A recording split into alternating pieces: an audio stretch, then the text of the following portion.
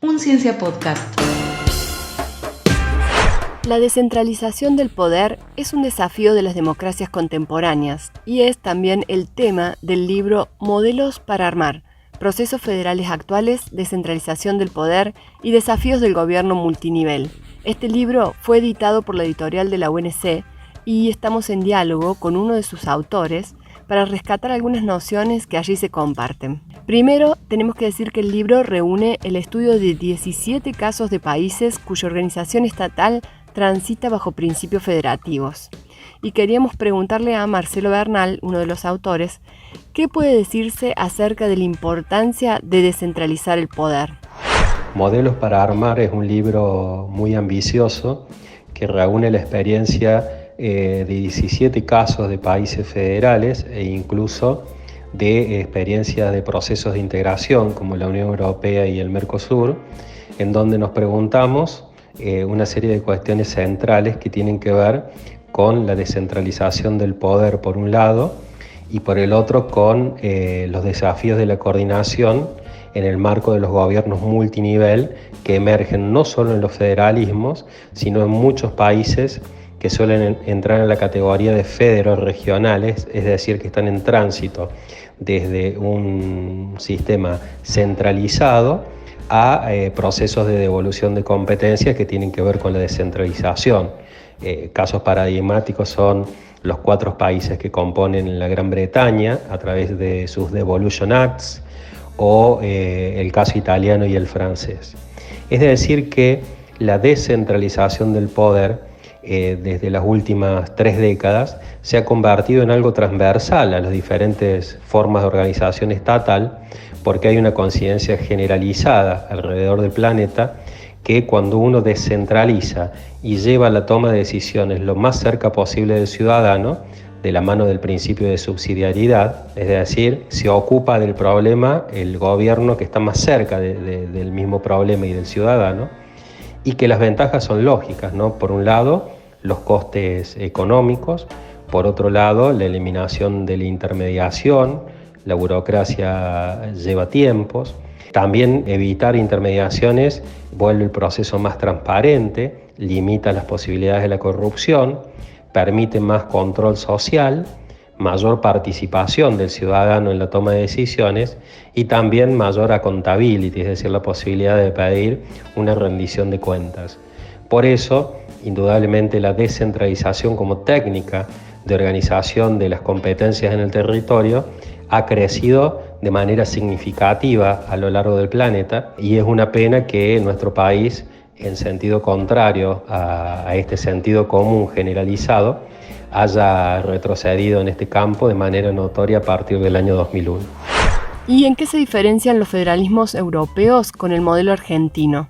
Yo, hasta por una cuestión del objeto de investigación que hemos abrazado como equipo de trabajo, señalo que el federalismo argentino tiene un profundo déficit de relaciones intergubernamentales, es decir, las normas, los procesos y los actores que de alguna manera le dan vida a los vínculos multinivel. En nuestro país tenemos escasísimas burocracias profesionales especializadas en el país, es decir, aquellas que no están sujetas a los ciclos electorales, sino que tienen estabilidad. La mayoría de ellas se concentran en el gobierno nacional, en algunas provincias y en escasísimos municipios. Este es un déficit severo. Tampoco tenemos instituciones que tramiten este vínculo. La única experiencia consolidada en la Argentina es la de los consejos federales, que tienen una naturaleza vertical porque los convoca el ministro del Gabinete Nacional y participan los ministros provinciales. No tienen una dinámica de funcionamiento aceitada, no tienen en la mayoría de los casos, salvo excepciones, continuidad. Allí hay pocas burocracias especializadas y en general los que se sientan a la mesa son los ministros cuando hay temas de interés común, particularmente cuando se distribuyen recursos financieros para las provincias. No tienen fuerza prescriptiva sus decisiones, es decir, que son meras recomendaciones, con lo cual la coordinación en el país es débil. ¿Y qué sucede cuando una coordinación multinivel no atraviese el camino de las instituciones, de las normas y de los procesos acordados por todos. Sucede que los vínculos se vuelven informales, se vuelven de persona a persona, y ese diálogo es profundamente asimétrico, ¿no? El que se sienta con más poder sobre los recursos tiene mayor capacidad de incidir en la decisión del otro, que está condicionado precisamente por esos recursos. Eso caracteriza el diálogo entre presidentes y gobernadores en nuestro país, y también entre gobernadores e intendentes, por lo cual el desafío es dar vuelta esta cultura política que es cómoda a muchos actores, y avanzar decididamente a institucionalizar instancias de relaciones intergubernamentales que sean estables en el tiempo, con burocracias competentes, y obviamente que el inicio debe ser a partir de la sanción de una ley convenio de coparticipación, como lo prescribe la reforma del año 94, y que también prevé una comisión, un organismo de seguimiento de la distribución de la coparticipación, con participación necesaria de todas las provincias de la Ciudad de Buenos Aires. Y sería muy bueno en el federalismo argentino que pudiéramos acuñar también una asamblea de gobernadores o conferencia de gobernadores que sirva de balance al poder presidencial, y que ya existen en numerosas experiencias, en Estados Unidos, en Canadá, en Australia, en México, solo por citar algunos casos. Por último, ¿cuáles son los principales desafíos del modelo argentino de poder? ¿Cómo se posiciona Córdoba en ese marco? Los principales desafíos del federalismo argentino son múltiples, tienen muchas caras. En la pregunta anterior hice referencia particularmente al déficit de relaciones intergubernamentales, y que de alguna manera eso signa o le da un carácter al vínculo entre los presidentes y los gobernadores, y entre ellos los intendentes. Pero bueno, no es ese el problema, sino que alrededor de ese problema giran otros en paralelo. Por un lado, que la discrecionalidad en la distribución de los recursos por parte del gobierno nacional, que ha recentralizado estos recursos financieros de 2001 en adelante, les permite intervenir discrecionalmente en las arenas de políticas de muchas provincias, particularmente a través de la obra pública, a través de subsidios, y también subsidios al transporte, subsidios a los servicios, y también a partir de los programas y políticas del gobierno nacional en el territorio, ¿no?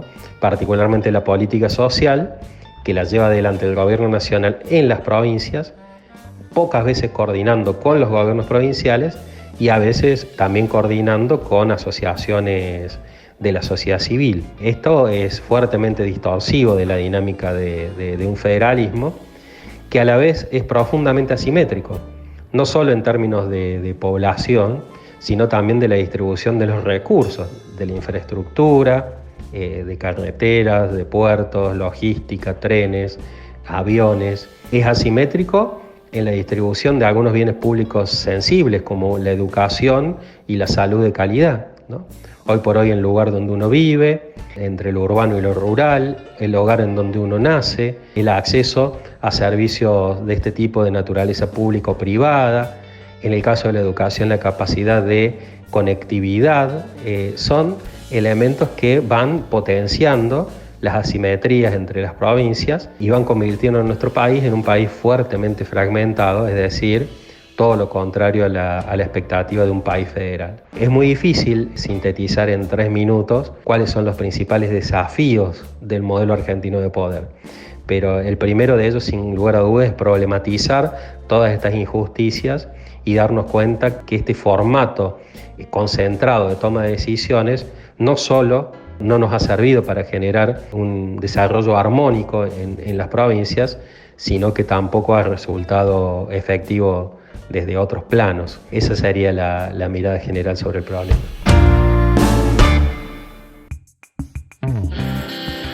Un Ciencia Podcast suma las voces de los científicos e investigadores de la Universidad Nacional de Córdoba al debate público de los temas que atraviesan nuestra vida.